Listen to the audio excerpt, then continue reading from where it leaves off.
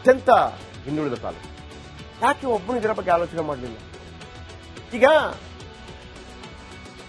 53,000 ಕೋಟಿ free guarantee ಇಟ್ಟರಲ್ಲ, ಅದನ್ನೇ ಒಬ್ಬ ನಾಯಕನಾಗಿದ್ದಂಥವನು, ಅದಕ್ಕೆ ಬಹಳ ಬಹಳ ಏನು ಧೀಶಕ್ತಿ ಬೇಕು, ಸುಮ್ಮನೆ ಆಗೋದಿಲ್ಲ.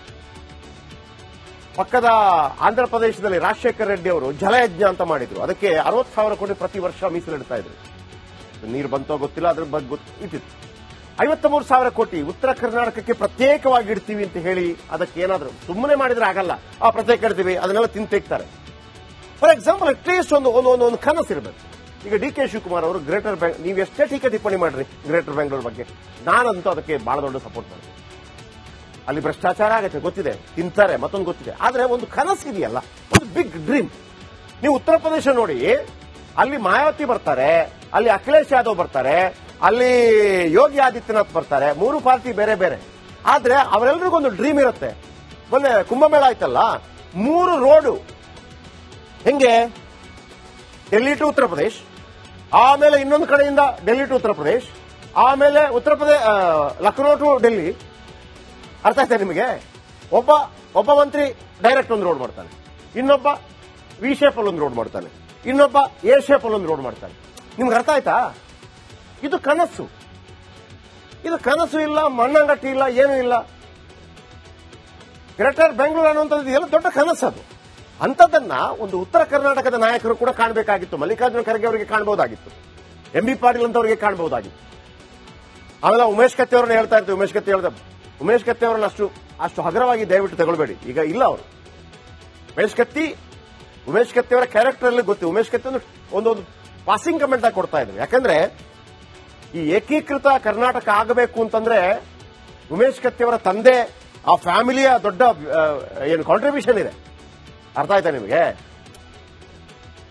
ಅಖಂಡ ಕರ್ನಾಟಕ ಆಗಬೇಕು ಅಂತೇಳಿ ಆ ಭಾಗದಿಂದ ಉಮೇಶ್ ಕತ್ತಿ ಅವರ ಫ್ಯಾಮಿಲಿ ದೊಡ್ಡ ಸಾಹಸ ಮಾಡಿದೆ ಅಂತ. ಈಗ ಅವರು ಯಾಕೆ ಹೇಳ್ತಾರೆ ಅಂದ್ರೆ ಆ ಹಕ್ಕಿದೆ ಅವರಿಗೆ. ಪ್ರತ್ಯೇಕ ಮಾಡ್ತೀನಿ, ನಾನೇ ಮುಖ್ಯಮಂತ್ರಿ ಆಗ್ತೀನಿ ಅಂತ. ಅದು ಬಹಳ ತಮಾಷೆಗೆ ಹೇಳ್ತಾ ಇದ್ದು ಅವರಕ್ಕೆ. ಬನ್ನಿ, ನಮ್ಮ ಉತ್ತರ ಕರ್ನಾಟಕವನ್ನು ಅಭಿವೃದ್ಧಿ ಪಡಿಸೋದು ಹೇಗೆ? ಪ್ರತ್ಯೇಕ ರಾಜ್ಯ ಕೊಟ್ಟರೆ ಆಗ್ಬಿಡುತ್ತಾ? ಪ್ರತ್ಯೇಕ ರಾಜ್ಯ ಕೊಟ್ರೆ ಸೋಮಾಲಿ ಆಗ್ಬಿಡುತ್ತೆ ಅಷ್ಟೇ. ಗೊತ್ತಿಲ್ಲ ನಿಮಗೆ. ಬನ್ನಿ ಹೇಳ್ತೀನಿ. ರಾಜ್ಯದ 39 ಅತ್ಯಂತ ಹಿಂದುಳಿದ ತಾಲೂಕುಗಳಿದೆ. ರಾಜ್ಯದಲ್ಲಿ 39 ಅತ್ಯಂತ ಹಿಂದುಳಿದ ತಾಲೂಕುಗಳಿದೆ. ಅದರಲ್ಲಿ 26 ತಾಲೂಕು ಉತ್ತರ ಕರ್ನಾಟಕದಲ್ಲಿ. ಯಾರು ಮಾಡಿದ್ದು? ತಲಾದಾಯ ಪಟ್ಟಿಯಲ್ಲಿ ಉತ್ತರ ಕರ್ನಾಟಕಕ್ಕೆ ಕೊನೆಯ ಸ್ಥಾನ ಯಾರು ಮಾಡಿದ್ದು? ಅತಿ ಕಡಿಮೆ ತಲಾದಾಯ ಕಲಬುರಗಿ ಜಿಲ್ಲೆಯದ್ದು. ಯಾರಾದರ ಮುಖ್ಯ ನಾಯಕರು ಕಲಬುರಗಿಯಲ್ಲಿ? ಯಾರು? ಮಲ್ಲಿಕಾರ್ಜುನ್ ಖರ್ಗೆ. 30ನೇ ಸ್ಥಾನ. ಯಾರನ್ನು ಟೀಕೆ ಮಾಡೋಣ? ನಾನು ಪಕ್ಷಾತೀತವಾಗಿ ಮಾತಾಡ್ತಿದ್ದೀನಿ ಸರ್. ಎಷ್ಟು ಬಾರಿ ಗೆದ್ರು? ಎಂತ ತಾಕತ್ತಿರೋ ಮನುಷ್ಯ. 30ನೇ ಸ್ಥಾನ ಕಲಬುರಗಿ. ಈಗ ನಾವೇನ್ ಹೇಳ್ತೀವಿ, ಅದು ಒಂದು ವಿಶೇಷ ಸ್ಥಾನಮಾನ ಬಂತಲ್ಲ, ಏನಾದ್ರೂ ಆಯ್ತಾ? ದುಡ್ಡು, ಆ ದುಡ್ಡು ನೀವೊಂದು ಪ್ಲಾನ್ ಬೇಕಲ್ಲ ಅಂತ ನಾನು ಕೇಳ್ತಿರೋದು. 30ನೇ ಸ್ಥಾನ ಕಲಬುರಗಿ, 1.24 ಲಕ್ಷ ತಲಾದಾಯ. ಇದು ನಿಮ್ಗೆ ಅರ್ಥ ಆಗ್ಲಿಕ್ಕಿಲ್ಲ, ಬಟ್ ನಾನು ಹೇಳ್ತಾ ಹೋಗ್ತೀನಿ. 29ನೇ ಸ್ಥಾನ ಬೀದರ್, ಅತಿ ಕಡಿಮೆ ಅಂತ, ಹಿಂದುಳಿದ ಜಾಗ ಅಂತ. ನೆಕ್ಸ್ಟ್ ಬನ್ನಿ, ಈ ತಲಾದಾಯ ಕೆಲವರಿಗೆ ಅರ್ಥ. 22ನೇ ಸ್ಥಾನ ಬೆಳಗಾವಿ. ನೀವು ಕಲಬುರಗಿ ಅಂತ ಬಂದಾಗ ಎಂತೆಂತ ನಾಯಕರಿದ್ದಾರೆ ಗೊತ್ತಲ್ಲ ನಿಮಗೆ. ಬೀದರ್ ಕಟ್ಟ ಕಡೆಯ ರಾಜ್ಯ ಏನೋ ಜಿಲ್ಲೆ. ಬೆಳಗಾವಿಗೆ ಬಂದ್ರಿ, 28ನೇ ಸ್ಥಾನ. ಬೆಳಗಾವಿಯಲ್ಲಿ ಎಂತವರೆಲ್ಲ ಇದ್ದಾರೆ ಹೇಳ್ತೀನಿ. 27ನೇ ಸ್ಥಾನ ಕೊಪ್ಪಳ, 1.39 ಲಕ್ಷ ತಲಾದಾಯ. 26ನೇ ಸ್ಥಾನ ಯಾದಗಿರಿ, 1.39 ಲಕ್ಷ ತಲಾದಾಯ. ಉತ್ತರ ಕರ್ನಾಟಕದ 10 ಜಿಲ್ಲೆಗಳಲ್ಲಿ ಅಪೌಷ್ಟಿಕತೆ ಹೆಚ್ಚು, ತಿನ್ನೋಕಿಲ್ಲ ಅಲ್ಲಿ. 10 ಜಿಲ್ಲೆಗಳಲ್ಲಿ, ಒಟ್ಟು 30 ಜಿಲ್ಲೆ. ವಿಜಯನಗರ ಹೊಸದು. ಈಗ ಅದರ ಅರ್ಧ ಅಂತಂದ್ರೆ ಎಷ್ಟಾಯ್ತು? 15 ಜಿಲ್ಲೆ ಅಂತ ಇಟ್ಕೊಳ್ಳಿ. ಉತ್ತರ ಕರ್ನಾಟಕ 15, ಈ ಕಡೆ 15. 10 ಜಿಲ್ಲೆಗಳಲ್ಲಿ ಅಪೌಷ್ಟಿಕತೆ ಇದೆ. ಸೂಕ್ತ ರಸ್ತೆ ಸೌಲಭ್ಯ ಇಲ್ಲ, ಕುಡಿಯುವ ನೀರಿನ ವ್ಯವಸ್ಥೆ ಇಲ್ಲ. ಎಲ್ಲಾ ಕಡೆ ಇರೋದು ಒಂದೇ ಗುಡ್ಕ. ಆ ಹುಬ್ಳಿ ಭಾಗಕ್ಕೆ ಹೋದ್ರಂತೂ ಎಲ್ಲ ಬಿಲ್ಡಿಂಗ್ಗಳ ಕಲರು ಒಳ್ಳೆ ನೆಲಕ್ಕೆ ಪಾಲಿಶ್ ಹೊಡಿತಾರಲ್ಲ, ಕಂದು ಬಣ್ಣದಾಗಿರ್ತದೆ. ಅಲ್ಲಿ ಕೆಂಪು ಮಣ್ಣು ಕಪ್ಪು, ಆದ್ರೆ ಕಪ್ಪು ಮಣ್ಣು ಕೂಡ ಕೆಂಪಾಗಿದೆ. ಯಾಕಂದ್ರೆ ಈ ಪಾನ್ ಪರಾಗ ಮತ್ತೆ ಏನೋ ಈ ಗುಡ್ಕ ತಿಂದು ಉಗುದು ವರ್ಷಕ್ಕೊಮ್ಮೆ ಬೆಳಗಾವಿ ಅಧಿವೇಶನ ಮಾಡ್ತಾರೆ, ವರ್ಷಕ್ಕೊಮ್ಮೆ. ಆದ್ರೆ ಬೆಳಗಾವಿ ಅಧಿವೇಶನದ ಲಾಭ ಏನಂತ ನಮಗೆ ಇಲ್ಲಿ ತನಕ ಗೊತ್ತಿಲ್ಲ. ಅಲ್ಲಿ ಪಾಪ ಯಾರೋ ಒಂದು ಹೆಣ್ಮಗಳು ಸಂಡಿಕೆ ಆಗಿದ್ಲು, ಆಕೆಯ ಮೇಲೆ ಟಾರ್ಗೆಟ್ ಮಾಡಿದ್ರು, ಮತ್ತೆ ಕೆಲಸ ಕೊಡಿಸಿದ್ದು ನಾವು ಒಂದು ಕಾರ್ಯಕ್ರಮ ಮಾಡಿ. ಉತ್ತರದ ಕೆಲ ಜಿಲ್ಲೆಗಳ ಜನರ ಆರೋಗ್ಯ ಹದಗೆಟ್ಟಿದೆ ಸರ್. ಮಹಾರಾಷ್ಟ್ರದ ಆಸ್ಪತ್ರೆಗಳು ಹೋಗ್ತಾರೆ, ನಾಚಿಕೆ ಆಗಬೇಕು ಆ ಉತ್ತರ ಕರ್ನಾಟಕದ ರಾಜಕಾರಣಿಗಳಿಗೆ. ಕಬ್ಬಿನ ಬೆಲೆಯನ್ನು ಕೊಡೋಕ್ಕಾಗೋದಿಲ್ಲ, ಕಟಾವು ಮಾಡಿದ್ದು ಮಹಾರಾಷ್ಟ್ರಕ್ಕೆ ಹೋಗ್ತಾರೆ. ಉತ್ತರದ ರಾಜಕಾರಣಿಗಳು ಹೇಳ್ತೀನಿ, ಕೋಟ್ಯಾಧಿಪತಿಗಳು ಕಾಂಜಿ ಪಿಂಜಿಗಳಲ್ಲ. ಖರ್ಗೆ ಕುಟುಂಬ ಕೇಳಿದಿರಿ, ಪವರ್ಫುಲ್ ಮ್ಯಾನ್ ಸರ್. ಎಐಸಿಸಿ ಅಧ್ಯಕ್ಷ ರೀ ಎಂ ಬಿ ಪಾಟೀಲ್, ಬೇತಾಜ್ ಬಾದ್ಶಾ, ಕಿರೀಟ ಒಂದಿಲ್ಲ, ಮಹಾರಾಜನೇ, ಅಷ್ಟು ಸಂಪತ್ತಿದೆ. ಸಾವ್ಕಾರ್ 1, ಸಾವ್ಕಾರ್ 2, ಸಾವ್ಕಾರ್ 3, ಸಾವ್ಕಾರ್ 4 ಜಾರಕಿಹೊಳಿಗಳು. ಕತ್ತಿ ಕುಟುಂಬ, ಹುಕ್ಕೇರಿ ಕುಟುಂಬ, ಅಂಗಡಿ ಕುಟುಂಬ, ಸೌದಿ ಕುಟುಂಬ, ಜೊಲ್ಲೆ ಕುಟುಂಬ,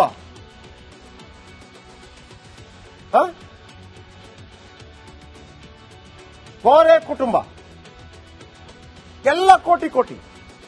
ಎಂ ಬಿ ಪಾಟೀಲ್, ನಿರಾಣಿ ಕೋಟಿ ಆಸ್ತಿ ಇದೆ. ಆದರೆ ಉತ್ತರ ಕರ್ನಾಟಕದ ಜನ, I am sorry to say this, ಅಲ್ಲಿಂದ ಗುಳೆ ಬರ್ತಾರೆ ಎಲ್ಲಿಗೆ, ದಕ್ಷಿಣಕ್ಕೆ, ಮಂಗಳೂರಿಗೆ ಬರ್ತಾರೆ, ಪಕ್ಕದ ಕೇರಳಕ್ಕೆ ಹೋಗ್ತಾರೆ. ಅಲ್ಲಿ ₹1,200 ಪರ್ ಡೇ ಕೂಲಿ, ಮಂಗಳೂರಲ್ಲಿ ಪರ್ ಡೇ. ಒಂದು ಊಟ 2 ಟೀ, ಬೆಳಿಗ್ಗೆ 9ರಿಂದ ಸಂಜೆ 6, 5 ಏನೋ ಇರುತ್ತೆ.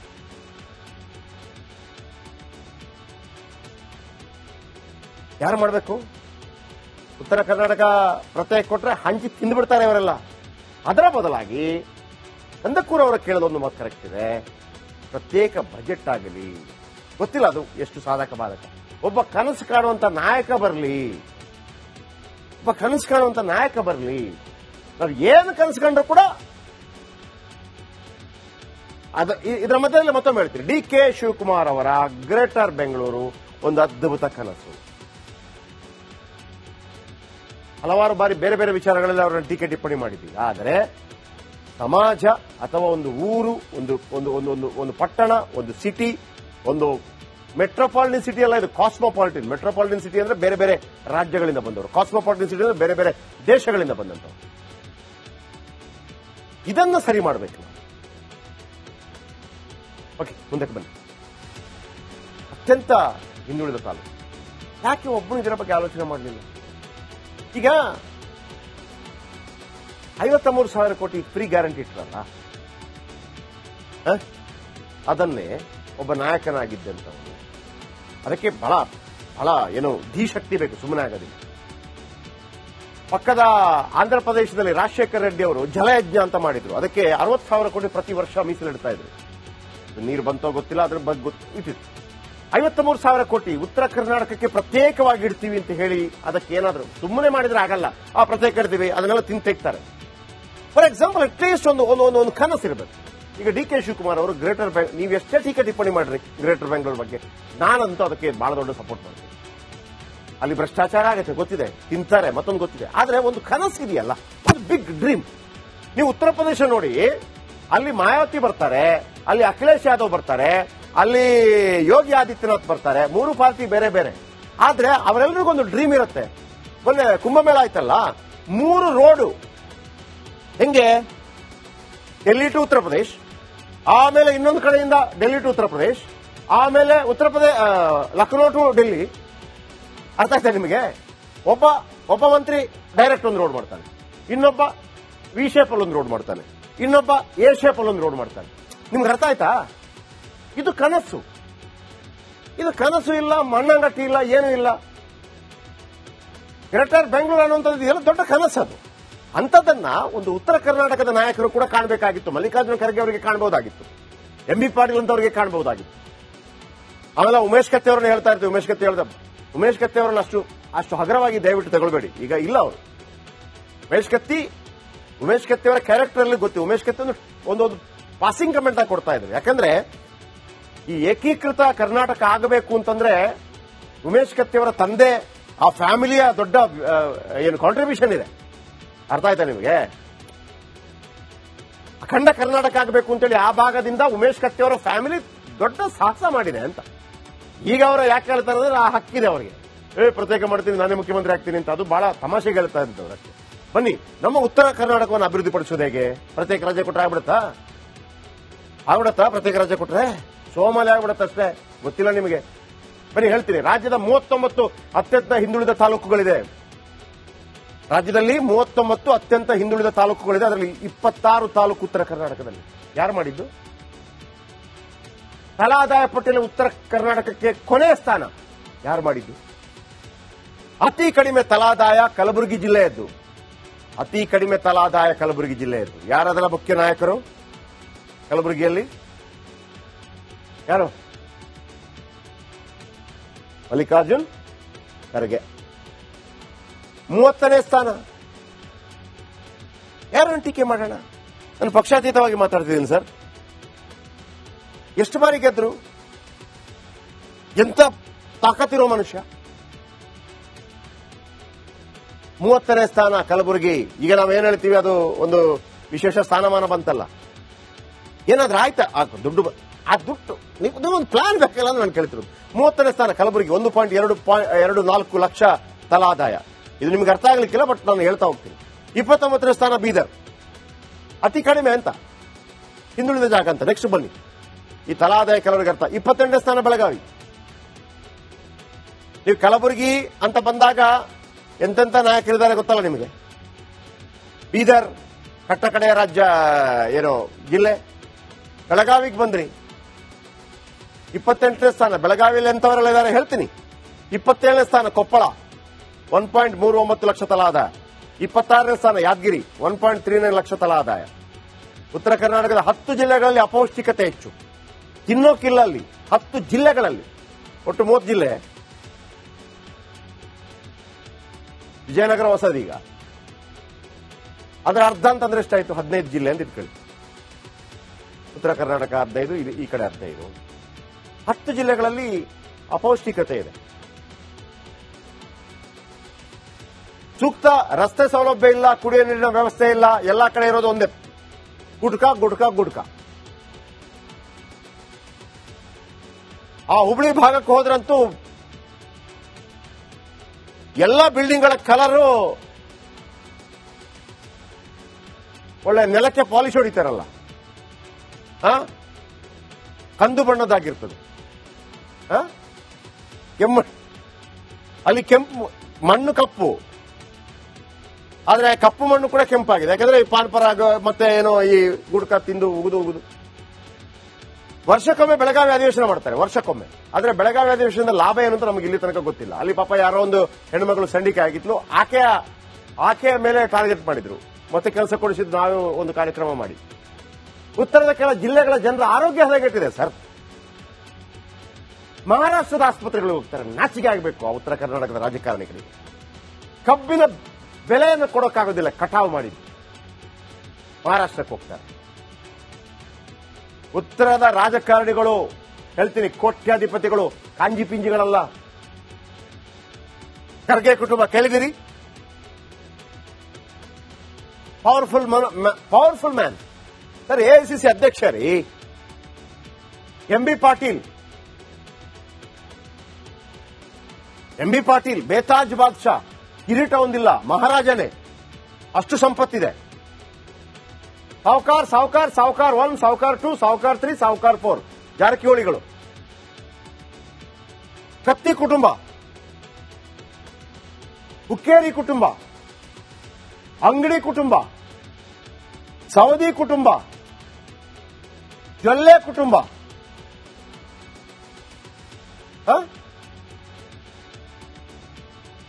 ಕೋರೆ ಕುಟುಂಬ, ಎಲ್ಲ ಕೋಟಿ. ಎಂ ಬಿ ಪಾಟೀಲ್, ನಿರಾಣಿ ಕೋಟಿ ಜಾಸ್ತಿ ಇದೆ.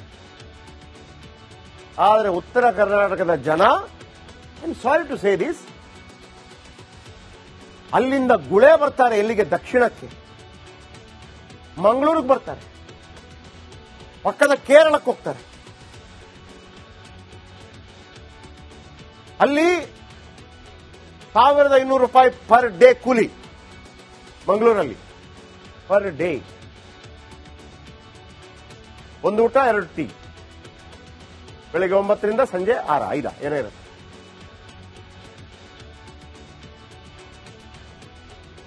ಯಾರು ಮಾಡಬೇಕು? ಉತ್ತರ ಕರ್ನಾಟಕ ಪ್ರತ್ಯೇಕ ಕೊಟ್ರೆ ಹಂಚಿ ತಿಂದುಬಿಡ್ತಾರೆ ಅವರೆಲ್ಲ. ಅದರ ಬದಲಾಗಿ ಕಂದಕೂರ್ ಅವರು ಕೇಳೋದೊಂದು ಮಾತು ಕರೆಕ್ಟ್ ಇದೆ, ಪ್ರತ್ಯೇಕ ಬಜೆಟ್ ಆಗಲಿ. ಗೊತ್ತಿಲ್ಲ ಅದು ಎಷ್ಟು ಸಾಧಕ ಬಾಧಕ. ಒಬ್ಬ ಕನಸು ಕಾಣುವಂತ ನಾಯಕ ಬರಲಿ, ನಾವು ಏನು ಕನಸು ಕಂಡ್ರು ಕೂಡ ಇದರ ಮಧ್ಯದಲ್ಲಿ ಮತ್ತೊಮ್ಮೆ ಹೇಳ್ತೀರಿ, ಡಿ ಕೆ ಶಿವಕುಮಾರ್ ಅವರ ಗ್ರೇಟರ್ ಬೆಂಗಳೂರು ಒಂದು ಅದ್ಭುತ ಕನಸು.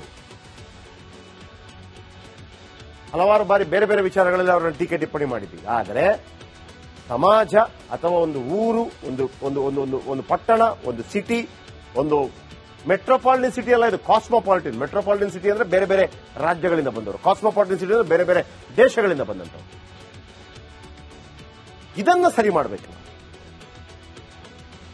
ಓಕೆ, ಮುಂದಕ್ಕೆ ಬನ್ನಿ.